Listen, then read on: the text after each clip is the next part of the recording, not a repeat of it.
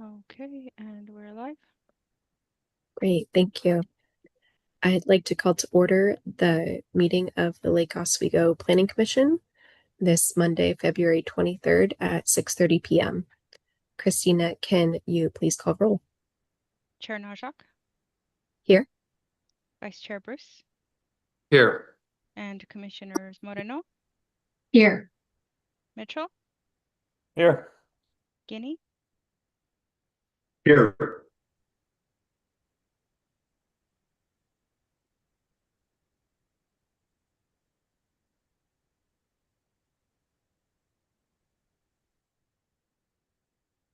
Council Rachel Verdict with us. Here.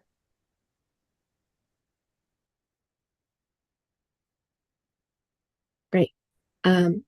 Christina and Councilor Verdict, do we have any city council updates to share? Sure, I can give an update from council. The council did pass the rezoning of 4,000 Cruiseway Place. So that has been agreed upon and is moving forward. I think the other big news, we had goal setting on Saturday. For the most part, the goals stayed pretty much the same. There was a few additions on there. In terms of we're going to be inheriting the Pioneer Cemetery, so there'll be work around that. That was added. We want to see the completion of the pathway between George Rogers and Foothills.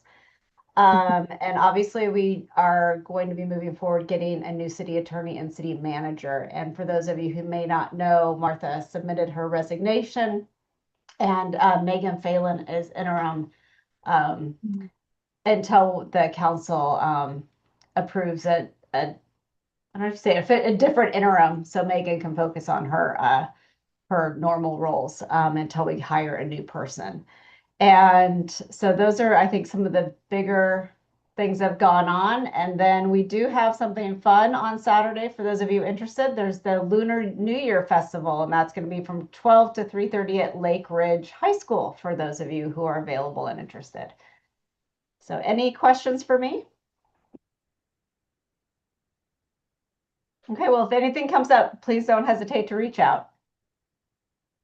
Thank you so much, Councilor Verdict. Moving on to agenda item number 4, approval of minutes from January 26th, 2026. Do I hear any motions to approve or any revisions to the minutes as written? I'd like to make a motion to approve the minutes as written, please. Thank you. Do I hear a second? Second. Thank you, Councilor Moreno. All those in favor of approving the minutes as written for January 26, 2026? Aye. Aye. Aye. Aye. Thank you. All opposed? Hearing none. Any abstaining? Hearing none. The approval of the minutes for January 26, 2026 has moved to be approved as written. Item number 5, public comment. Christina, do we have anyone signed up tonight? None signed up today. Great, thank you. Item number 6 is our Commission for Citizen Involvement general updates. We received a postcard from the Westridge Neighborhood Association for its annual general meeting that is going to be held Tuesday, March 3rd at 7 p.m. at the Westridge Elementary School. And items on the agenda will be on their new online directory. And they have 2 guest speakers. One is a representative from South Shore Fire Station to talk about rebuilding the fire station at present location, and also a speaker from the Lake Oswego Sustainability Network for helping homeowners reduce yard maintenance pollution. So for anyone who is interested, please contact the I cannot say this, West Ridge Neighborhood Association. With that, we are moving on to agenda item number 7, our update 7.1 Housing Needs and Production Update PP 22-0005. And Staff Coordinator Erik Olson, Long Range Planning Manager, will present to the Planning Commission. Thank you, Chair Najak. I have some slides that I can use tonight, and I'm going to be using, or at least showing you, trying to explain some of the slides that were used by the representative from the State Department of Land Conservation and Development, Samuel Goldberg, who was actually here last week to give a very similar presentation to our City Council on the 17th of February. But I did not ask him to come in for a sort of duplicative purpose to present to you. So I'm going to do my best to sort of reflect what he had communicated to council, and going to talk a little bit about the revisions to the statewide, or I guess the new rather framework that is now statewide for the housing needs analysis, called the Oregon Housing Needs Analysis. So I'll go ahead and share the slides that I put together, which again are mostly his. Oh, that's not correct. Okay, let's see here. All right, there we go.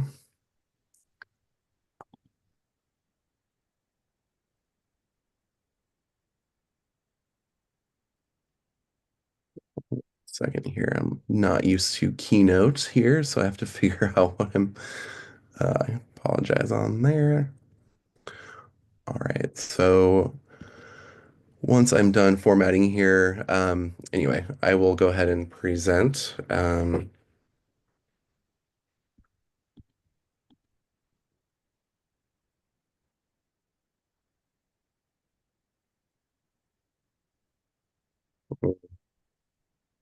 It's not right either.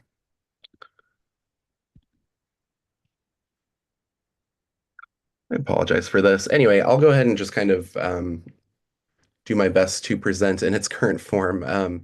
But yeah, essentially, I want to give you an update on this new framework that was passed by the state. I guess I want to start with really just a broad overview of, kind of where we're at and what the framework that we were operating under just a couple years ago was at the state level just back in 2023. So as I think all of us are aware, but I know a lot of the Planning Commission in its current form. Many of you probably, or at least some of you, weren't around during the adoption of our housing needs analysis, but essentially through the passing of House Bill 2003 back in 2019, the state added a requirement. And it's really, it was already a requirement for cities to conduct housing needs analyses through the statewide planning goal 10 requirements, but they sort of formalized those requirements through House Bill 2003 and required cities over 10,000 in population in the Portland metro at least to complete an HNA or housing needs analysis every 6 to 8 years. For Lake Oswego, it's every 6 years. And we were on a schedule that was adopted by DLCD, or the State Department of Land Conservation and Development. I'll just be saying DLCD moving forward, though, to adopt our initial housing needs analysis in 2023. So that's what we did. We adopted that before the end of 2023, and that's what we currently are operating under, the 2023 HNA. And using a lot of the information that was in that HNA, and of course, for folks that weren't around when that was adopted, I'll just kind of give a brief refresher of kind of what some of the figures were in that document. That document ultimately kind of as a big sort of top line number, we ended up with a sort of resulting in a projection of need for about 2,000 units over the course of a 20-year planning horizon. So it was 1,968 to be specific. But roughly speaking, that represented a 1% growth increment over the course of that 20-year planning horizon. And I think a lot of folks on the Planning Commission at that time, again, some of you are still here, maybe not all of you though. A lot of folks, including commissioners and the city council, a lot of folks on our advisory committee at the time, the HPS task force, felt that that was quite low. It was that 1% number over 20 years seemed pretty different in comparison to the roughly 1% over the course of an annual basis. 1% per year was more like the growth rate that was happening more recently when that analysis was conducted. Of course, a lot of folks saw that things were starting to level off and growth wasn't occurring at quite the rapid rate that it was pre-pandemic at that point. But still, that seemed low at the time. And so there was actually a footnote in the 2023 HNA that kind of pointed that out and that we needed to revisit this with the next time we, did our housing needs analysis as a city. So that's just something to keep in mind here as well. But using those sort of that information and sort of there's a lot more detailed kind of information about what income levels we should be aiming for, what types of housing needs the city has in terms of detached or single family or middle housing, the different tenure levels, a lot of different sort of aspects of housing that and qualities of housing that we should be aiming for as a city if we are going to meet the needs of our residents and accommodate growth over time. So we use those figures to produce the housing production strategy and sort of develop a set of actions, about 13 different actions that we have committed to as a city to undertake to promote housing production.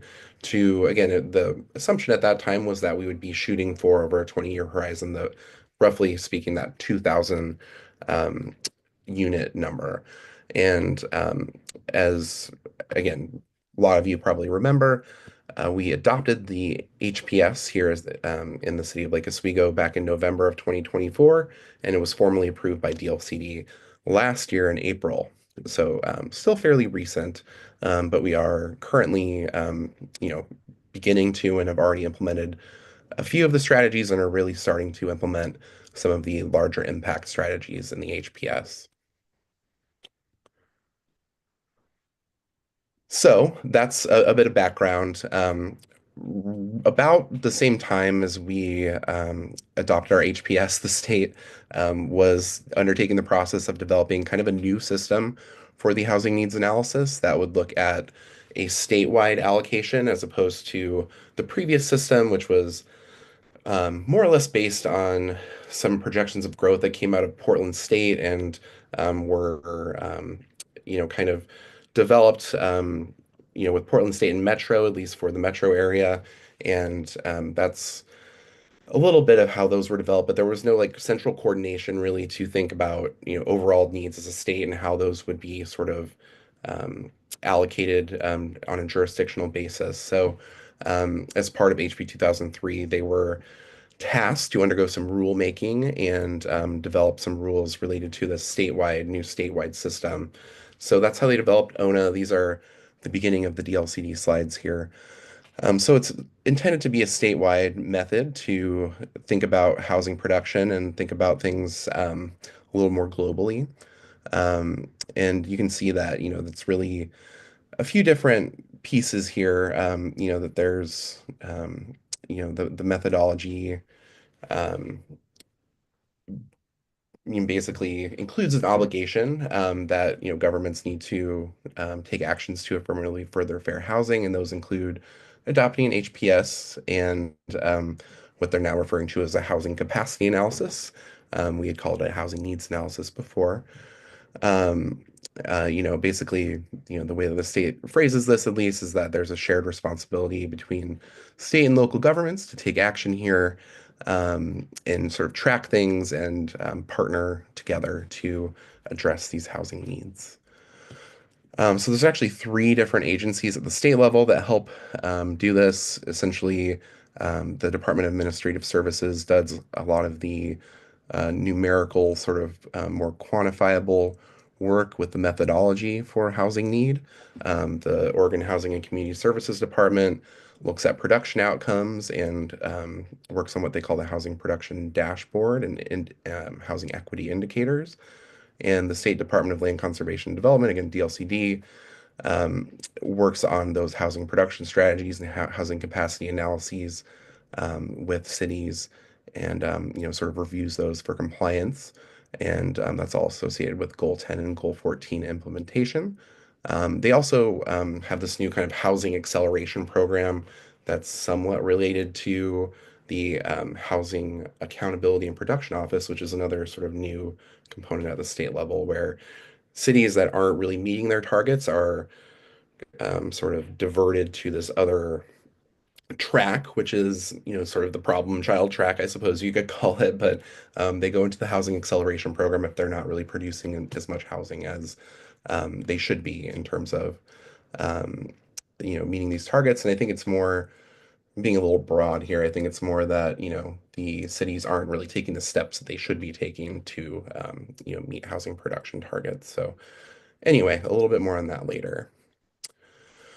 So, again, I'll try to talk as best as I can, not being from the state here, about this. But the intended outcomes and purpose for this is to really look at this more on a statewide basis. They have a new methodology that was developed that was actually passed in late 2024. So again, roughly when we passed our HPS to begin with. So we're in what the state is now calling the pre-OHNA, OHNA cohort. A lot of cities are in the OHNA, or the sort of cohort that is actually adopting their first housing needs analysis under this new OHNA framework. So we're in kind of a unique position there. But they do have a new methodology that accounts for historical underproduction of housing. It looks at sort of differences between jurisdictions and will compare different jurisdictions to one another and will adjust accordingly. So if one jurisdiction is producing way more housing than another, then it will adjust their need accordingly. It also accounts a little bit better for homelessness. Again, looks at population growth on a little bit more of a macro scale and accounts for second and vacation homes in the methodology as well. So, I think there's a lot of big picture planning that's shaped by this work. I think there's some ideas for future amendments to urban growth boundaries that could be set up by this OHNA work. But the idea is to get a bit more of a realistic estimate of that long-term and near-term residential capacity.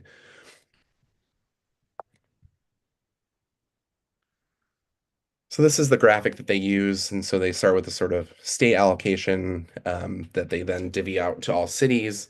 In terms of the Portland metro area, they give kind of a number to Metro, and then Metro has their own system of divvying things up, but they still operate within the same framework and use a lot of the sort of methodology developed by the state. It's complicated, but there is a bigger role for Metro in the metro area than there is in other metro areas, within the state. So it is a little bit more complicated here, but for the most part, this is remains true in the metro area too. So once we have that allocation of need, we look at a contextualization of housing needs. So thinking more about, and again, we did this as well as part of our housing production strategy. We actually have a contextualized housing need analysis, including within that HPS as well. But essentially we break that down into a lot more finer grained detail and look at the specific sort of stratifications of need, I suppose you could say, and try to get a more realistic assessment ultimately. I'm looking at also capacity within the city, how much zoning capacity do you have to accommodate housing? And the idea here is to come up with a little bit better of a version of what we call the buildable lands inventory right now. The idea is that this will be a development ready lands inventory, so it'll be a lot more of a reflection of like actually land that is developable and not just land that might be vacant or meeting some of these other kind of criteria that were used before, but that looks a little bit more realistic to a developer that could come in and produce housing. So eventually cities then use this information to basically develop their housing production strategies, which we've already done as a city. And, again, they implement those. If things, if basically the city doesn't doesn't undertake the actions that they say they're going to undertake to meet their housing need, then they could get referred to the Housing Acceleration Program, or they could just kind of continue to go through the cycle, implement their HPS, and then redo their HNA on that 6-year cycle. And so I would just remind folks that because we adopted our HNA last in 2023, the next HNA cycle for us will come up in 2029. So that's not too far from now. We're already kind of to the midway point there. And so in 2029, we will have to utilize this new OHNA framework more formally.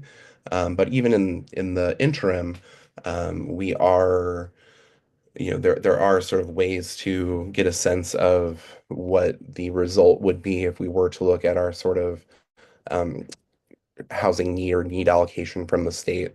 And we'll talk a little bit about that in the coming slides, but there is what we call a housing production dashboard that shows or sort of reflects on an annual basis the housing that is produced by different jurisdictions, and their housing needs are sort of modified accordingly based on this methodology on an annual basis. So, I don't want to sort of bury the lead here. So I will say, ultimately under this new statewide OHNA system, the city's projection of housing need over that 20-year time frame would more than double. So it would go from roughly 2,000 to closer to 4,850 units for the 20-year time frame.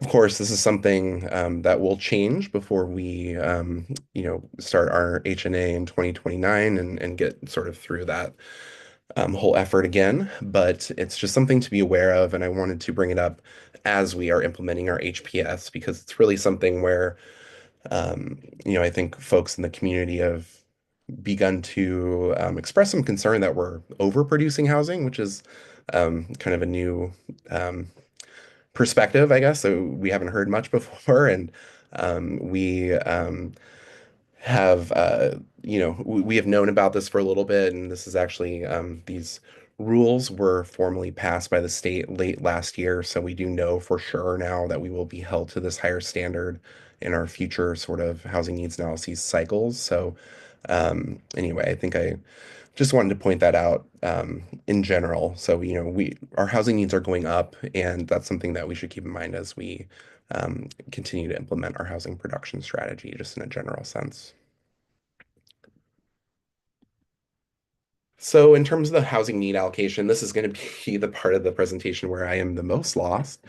So essentially, they look at different sort of sub-allocations of need, kind of a regional allocation for the entire metro area. It's broken down by population growth, demographic change, second or vacation homes, underproduction of housing, and homelessness. So those are the different kind of component parts of that total number there. And that's how they sort of arrived at that total number. So that's the overarching need for the region that you can see represented in that graph. And, this is kind of allocated by transportation. I forget, it's TAZ, Transportation Access Zone. I forget, it's Transportation something zone. I feel like Brian probably knows this, but anyway, it's broken down by TAZ. And in Metro, they sort of they allocate this within the region and do a sub allocation, and they weight things. And so they weight it by access to transit. They try to allocate housing in areas where they know that there is more access to transit, sort of make sure that jobs are being located, or housing is located near where jobs are located so people can work closer to where they live.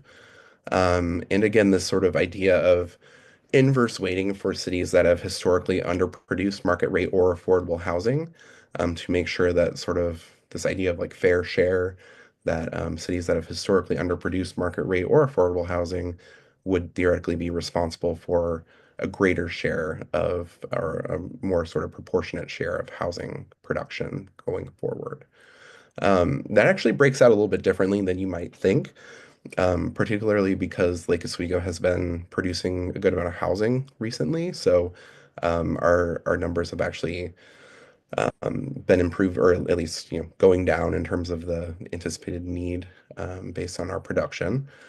So it's kind of interesting how this actually plays out, but that is the concept in terms of where the methodology came from. You can see here, this is the numbers that you can see in the graph or in the table on the slide for Lake Oswego come from the 2026 sort of, I think it's the housing methodology report. So based on the official methodology that was passed by the state, this is the 20-year allocation of units in the city is 4,850. And you can see that it's broken out at different AMI levels. And it's important to note that because the city will be expected to try to target, housing for those different income levels to the extent that we're able to. I think it's important to, again, point out that because we are being kind of weighed against neighboring cities, we're being compared to a lot of other jurisdictions that also don't have much in terms of resources to support affordable housing. I think, there's not a ton of housing authorities in places like Oregon City or Tualatin, Tigard, but there's uh, so basically, I think to the extent that we're able to produce affordable housing, I think you can see that we're all kind of in the same boat, I suppose, as suburban jurisdictions here in the metro region, I guess is what I'm trying to say. I think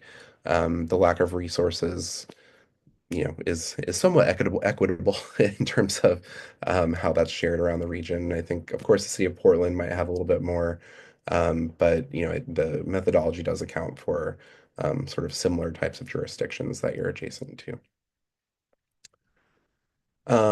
Moving forward, um, so yeah, this is a little bit more about contextualized housing need, but yeah, this is just again sort of more fine-grained detail about the types of housing that we're going to analyze for need in our next cycle. But what types of housing do we need? What type of characteristics does that housing have? Where is that housing needed? What affordability levels? What discriminatory actions or barriers to fair housing need to be addressed to produce housing? Things like that are all part of addressing contextualized housing needs. So that's going to continue to be a big part of this. That's something that we're already kind of addressing with our HPS at least, and it was a part of our HPS and HNA process previously, but that will be reinforced by this new process as well, from what I understand. So I'm going to stop sharing the slides and just kind of talk a little bit more broadly. I think, again, the really the big takeaway here is for the more near-term implementation of our HPS. Of course, we're not going to be embarking on the new housing capacity, quote unquote, analysis until 2029. So that's a ways off. But we don't want to necessarily be in a situation where we get to 2029 and everybody says, "Oh my gosh, we all of a sudden have to produce nearly 5,000 units of housing over a 20-year time frame, and we previously thought we only needed to do 2,000." So I think I just wanted to sort of share this information now that we do have more certainty from the state about how this system will work and what this methodology looks like. And also, just to keep this in mind as we pursue the strategies in our housing production strategy, particularly things like the rezoning and code audit, to think about some of the expectations from the state and what that could look like in terms of scale.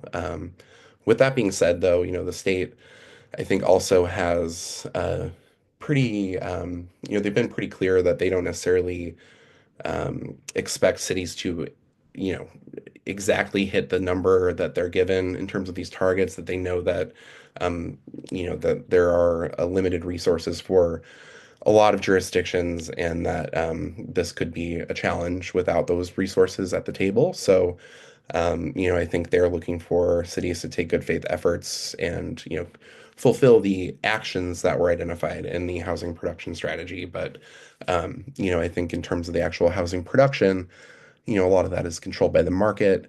a lot of that is outside of the control of any jurisdiction. And, I think there's certain things that the cities, obviously can do, and a lot of that is outlined in the housing production strategy, but I think the state is understanding that there are many things that are outside of our control. So, I think they, have indicated that they'll be lenient, but they also have this new housing accountability and production office and this sort of acceleration program that kind of seems like a little bit more teeth, like it has a little bit more teeth to it. So it's difficult to predict, I suppose, is the easiest way to put that. But I think there are a lot of reasons to believe that they won't be super rigid in how they interpret at least the sort of numerical unit production piece of the housing production strategy itself, and the housing needs analysis piece there.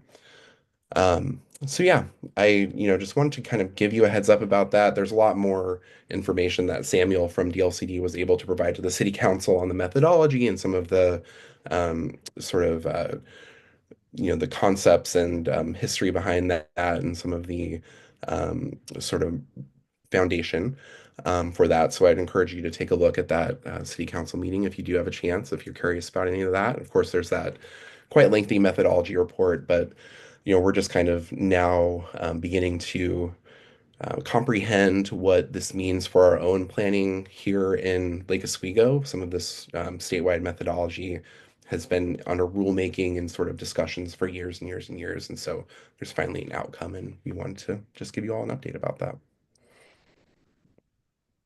Great. Thank you so much. Counselors or commissioners, do we have any questions or comments for Mr. Olson? Yes, Brian? Hey, good evening, all. Can you all hear me okay? Yes. Yes. Okay, cool. Just having some audio issues. Thanks, Eric. Great presentation. I think it's important to kind of acknowledge or memorialize just what a huge shift this is. The Department of Land Conservation and Development was set up to stop all of this, right? Urban growth boundaries, inserting public process at almost every level, for almost the exclusive purpose of preserving our farmland in Oregon, not preventing the sprawl of our neighbor state to the south and all that kind of stuff. And so now it's like switch places. It's like the Department of Development, and maybe we'll do some conservation. And this is this, Eric, you're not bearing the lead, but could be quite explosive when our city housing needs analysis says 2,000 units, and here is the state in this, these official, very public letters saying, oh, we think it's closer to 5,000. To the state's credit, they put out some dashboards and transparency stuff, but I think the value that this committee could add, maybe in the next year or so, perhaps some public hearings or work sessions to help support city council as we look at both our population growth, the units produced within the city, and then the units in the pipeline of hey, what is Lake Oswego doing at the same time Westland, Tigard, Tualatin, Milwaukee, Oregon City, and being able to build the case to go back to Metro and DLCD and saying look, we are producing, the population is actually growing at this rate, and we are producing, and we have it in the pipeline, more than half of the target for the whole metro area. We would like to negotiate this before getting in the penalty box, something like that. So there's probably a lot of possibilities that the Planning Commission, through work sessions or public hearings to help inform city council and stuff like that, could look at. But this is going to be certainly every other city in the metro area is going to look at these letters and be like, whoa. To Eric's point, we don't have the land available. We don't have the urban reserves or rural reserves. We don't have the public infrastructure, all that kind of stuff. Thanks. Yeah, thanks, Brian. I think, obviously we're going to have the larger effort with the citywide rezoning in particular, where we're going to actually try to look at specific areas of the city that might be able to support additional housing capacity. So we should have a very clear-eyed view of where things could work or not work in terms of, existing non-residentially zoned areas that could be tweaked or rezoned to better accommodate residential uses. But I think the numbers that we see there will give us a good sense of kind of like what the ballpark is of what we can actually maybe do ever within this city. I think there's a lot of capacity that was unlocked with middle housing as well. But yeah, I mean, we are very built out. I mean, we're obviously within an urban growth boundary. And there is not a ton of what they would call the state development ready land within our boundaries. So, it's important obviously to be opportunistic about the opportunities that do come up. And I think obviously that 4,000 Cruiseway Place rezoning was a good example of that. And I think this is really, in some ways, this is a follow-on to some of the conversations that resulted out of that rezoning application and some of the questions that we were getting from the community about, hey, aren't we producing enough housing already? Like, isn't this, too much? Like, isn't this going to be over what we're expected to do at the state level? And so it's really important to at least have this to, be able to point to it and say, actually, from the state's perspective, like we are not even close at this point. I think we have a lot of, room to go. I think there's a lot of things that we could point to that we think might happen or that we expect to happen in the near future, like Foothills or, obviously North Anchor, which we, a development that has been in various stages of completion for a long time, but has not actually broken any ground, and gotten underway really at all. So it's hard to say like, oh yeah, those units are gonna, we're sure that those will come on board, anytime now, but you're just like looking at your watch waiting a little bit, not sure when we can actually take credit for that. So, it's difficult to know when things are going to come on board, and even the projects that we've been working for as a city for a long time, it's difficult to know when those are actually going to come to fruition in terms of the actual production of housing. So, when we report to the state, we report on both permitting and production. So we report on when they receive their permits and when they receive their certificates of occupancy. So those two inputs go to the state, and they do receive that, and that's what they will update those dashboards based on that information.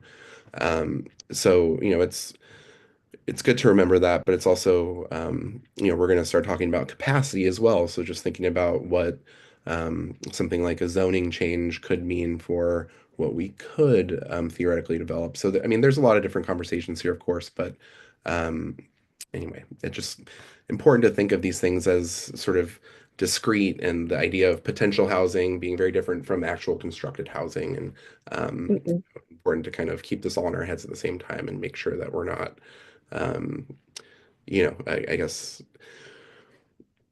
I guess make sure that we're actually on target for being able to meet these numbers. And I think most folks, when they see these numbers from other jurisdictions, they're probably thinking like, how are we going to do this? We need more money from the state, basically. So if anything, this is a good push to just continue to advocate for more funding particularly for those lower AMI levels that are impossible to produce without massive amounts of subsidy. So.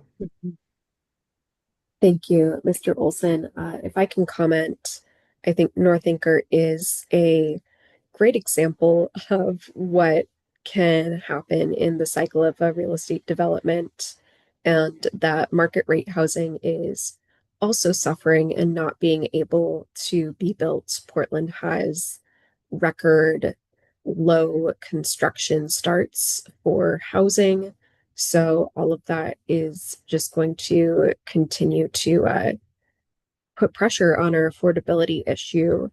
So keeping in mind exactly that the actual constructability of this housing might happen very far in the future because of economic realities of building it that we can't control. We can just do our zoning, our planning, and our envisioning of what we would like to have, but we're not the ones who can control what gets built and when. So we have to plan far out in the future and also have plans that are adaptable to changing conditions.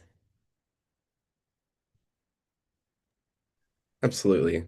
Sorry, go ahead, Jessica. Didn't see your hand there. You just made great points, Chair Najak. That's exactly right. And one of the concerns that we had is we're going to be starting this work on the commercial rezoning in order to increase capacity, housing capacity in the city to address the deficit of land that we had that was identified in our OHNA just a couple of years ago, and also the code audit. And we just wanted to, I guess the big takeaway is we wanted to bring this to both the council and the planning commission before we start that work, because we want both of these, the council and the commission, to think bigger than 1,968 units, because we think we're going to hear a lot from the community that's like, nope, that's all we need to do. We need to stop there.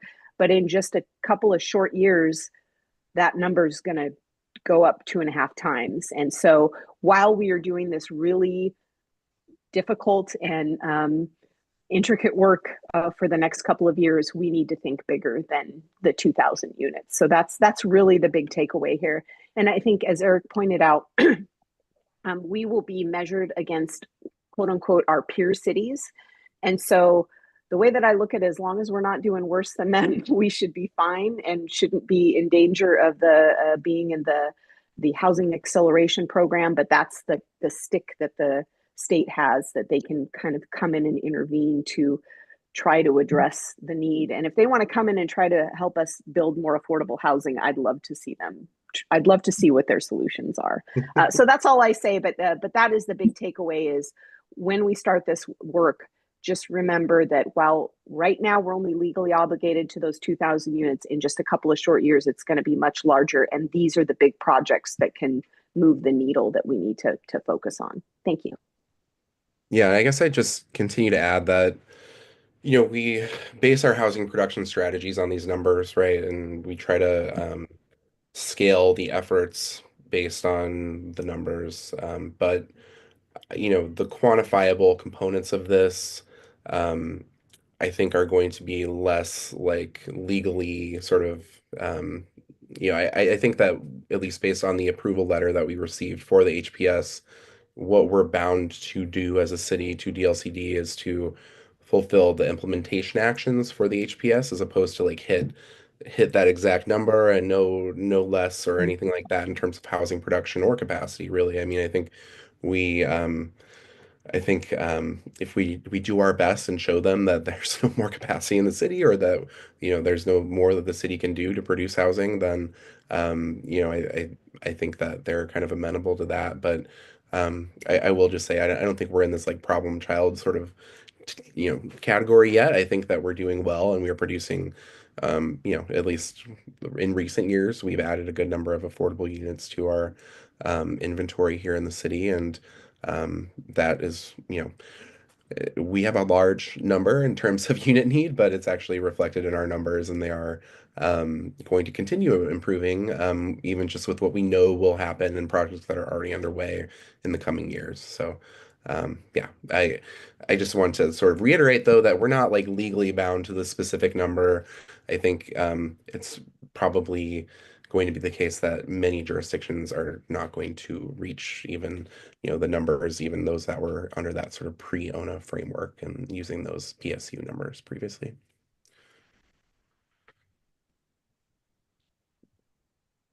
Sorry, I'm the one calling on people, but it probably should be Chair Najak. So That is all right. Thank you. I believe next we have Commissioner Guinea. James was ahead of me.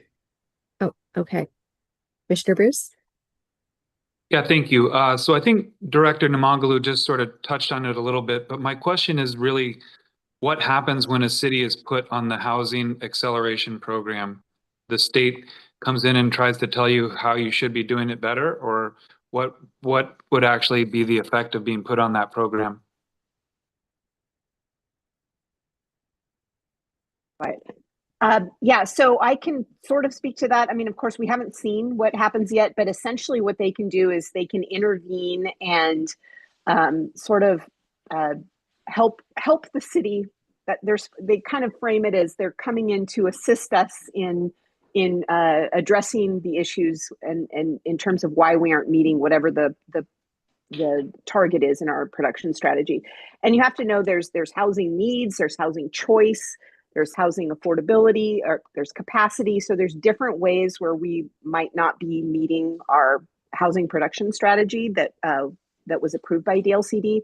So I think it just depends on how we're not meeting whatever need in our HPS in terms of how they might step in. As part of the OHNA process that they just adopted in January, they have adopted model codes.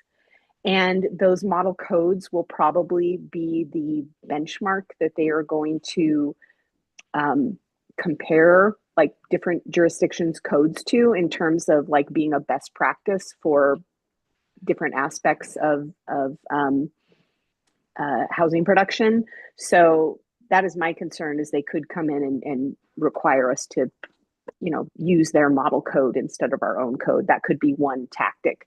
But again, I don't know. It just depends on what the issue is that and what which strategy we're not implementing or is not working for them to come in, and what need is not being met. So there's no one off answer that I can provide that that's going to apply to all cities. It's going to be on a case-by-case basis.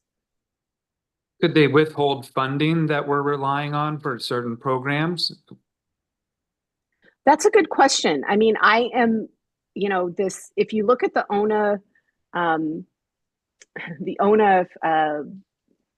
provisions that were passed, I mean, it's something like 154 pages long. So I didn't read through all of that, and it's quite complicated.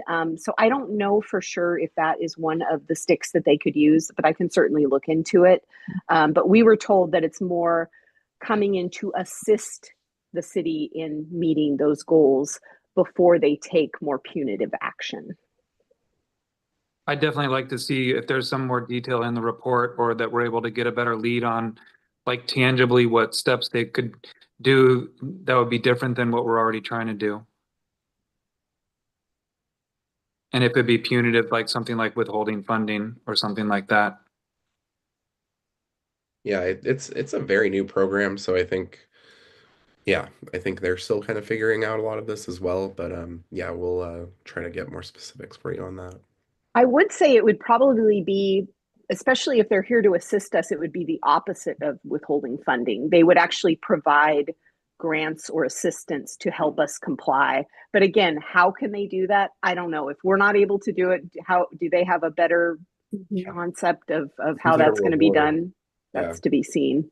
Well, like, that's like, don't do this or we're going to come bring you some money. So well, we'll give you money to do the thing we want you grant to do. programs and things. Yeah, right. So okay. Yeah, it's interesting that it's still under development. I understand that, but if there's any more detail we can get, that would be probably helpful for the planning commission and advising the city council what we think here. But really interesting stuff. And I'm also curious, do we know how the 2023 HNA got it so wrong, and why we think maybe the new 2025 OHNA study is more accurate?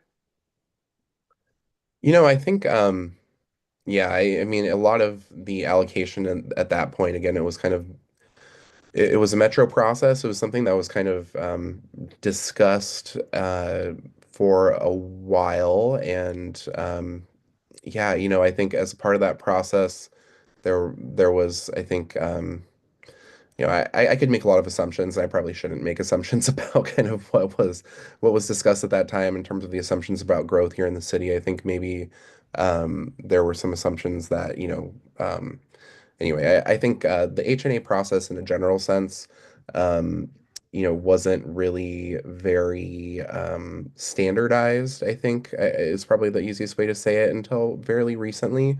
So cities could kind of try to land at a number that just kind of worked for them for whatever they were planning to do anyway a lot of the time. And I will stop generalizing after saying that. I think yeah, I think for a lot of cities though, there were sort of basically the way it would work, PSU would come up with a number, the Population Research Center would come up with a number for the entire metro area. Then Metro would talk to all the different jurisdictions about, how they think, it should be allocated. And so, when they talked to Lake Oswego, staff at the time, thought that we would have a low growth rate at that point. And that was pretty, a good amount of time before 2023. I think that conversation was like in 2018 or something like that. It was well before the actual HNA was produced. So it's interesting to think about how that all took place, but it was before the standardization of the process happened at the statewide level. And that standardization of the process, I think, results in more sort of a consistent outcomes between jurisdictions. Well, and I would just add very quickly, I won't go into a lot of detail, but the methodology, the current methodology where it's 2.5 times the amount, it counts for underproduction because we've had an historic underproduction of housing. So kind of a backlog of not producing enough housing, plus considering homelessness and some other factors. And so they came up with this metro region wide number. And then they had a calculation in terms of how they allocated it to each city. So it's really looking at housing need from a broader perspective, whereas before we were just looking at the needs of Lake Oswego based on our population growth. So it was a much simpler approach. And now the state is allocating it on a regional basis and and accounting for underproduction. For the housing that hasn't been built when, during the Great Recession, which is when we started really underproducing housing, which has been going on for years now.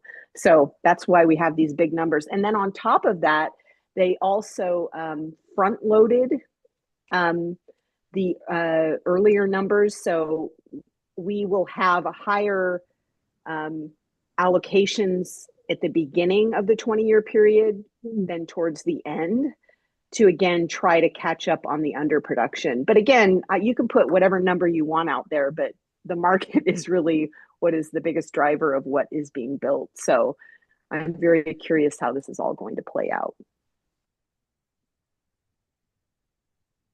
Thank you, Jessica. I see Commissioner Guinea waiting patiently. Thanks. Yeah, one of the things that I think about when you encourage us to think big, and then as we're talking to our friends and neighbors about thinking big too, we want to stay out of the penalty box because like the conversation the last couple minutes has been about what could the state do, and it's probably more likely than withholding money that the state would come into communities in the penalty box for some time and say, okay, we're going to, reduce local control. And if there's a plan for a particular type of housing and a particular type of zoning, we're going to speed up land use hearings and things like that. And sort of if you look at how the Project Turnkey motel shelters were able to be cited with almost no community input or opposition and all of that kind of stuff, it's like, hey, friends and neighbors, like we want to continue to build housing here the way we want it and the way the character of Lake Oswego wants it, and let's keep that going before the state comes in and says, okay, now you have to put a 5-plex over here because of something else. So just more speculation, but more to come on that. Yeah, those model codes, I think Jessica's really correct when she says that, those are likely to be kind of where cities, the likely recourse. I think even with the Senate Bill 1537 mandatory adjustments, when, there's a lot of, and maybe I'm kind of conflating things right now, but there's a lot of requirements that are passed by the state where, basically what happened was if you don't pass this, if you don't pass your own thing, then you have to go with the model code. And that's kind of been the state's sort of regulatory framework under this new housing system for the last few years. So I would not be surprised if that's kind of the recourse for this. But I don't think it's like a one size fits all thing though necessarily either. I think that's a little bit more nuanced when it comes to the housing production strategy, because those are also different and have their own unique collection of strategies. But yeah, something like the code audit, for instance, if they found that the code audit didn't result in a, successful sort of reduction of barriers to housing, then they might say, here's a model code that you should implement instead, or something along those lines.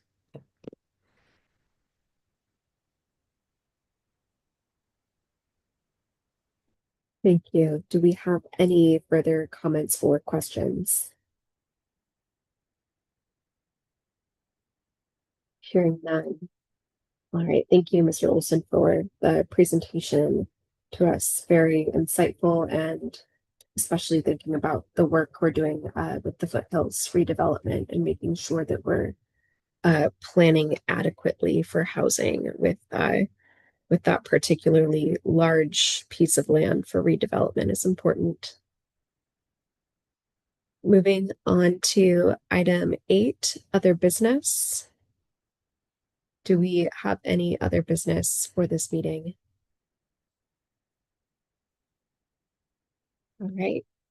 Hearing none, let's move on to item number 9, schedule review. All right, I'll keep it quick. Our next meeting will be on March 9th, and that will be another sort of work plan review based on recent council goal setting. So I think, I'll do my best to, kind of summarize what council goal setting, sort of resulted in from last weekend for you all by that time. And we will talk about a planning commission work plan for 2026 to fulfill those goals. And at our meeting on March 23rd, we will continue our discussion about foothills, particularly with respect to sort of continuing our conversation on opportunities and constraints, but transitioning a lot more into a vision conversation and goal setting conversation for the area. So something that we're also going to be doing with the city council, but it's a conversation we're having with lots of different sort of components of our community and residents here in Lake Oswego at this phase of the project. So I wanted to get, of course, input from the Planning Commission as well. So that's for our meeting on March 23rd. So yeah, that's just a brief kind of summary through the next month. Great. Thank you so much. With that, we will adjourn the meeting of the Planning Commission. Thank you all and have a great night. Thank you. Bye.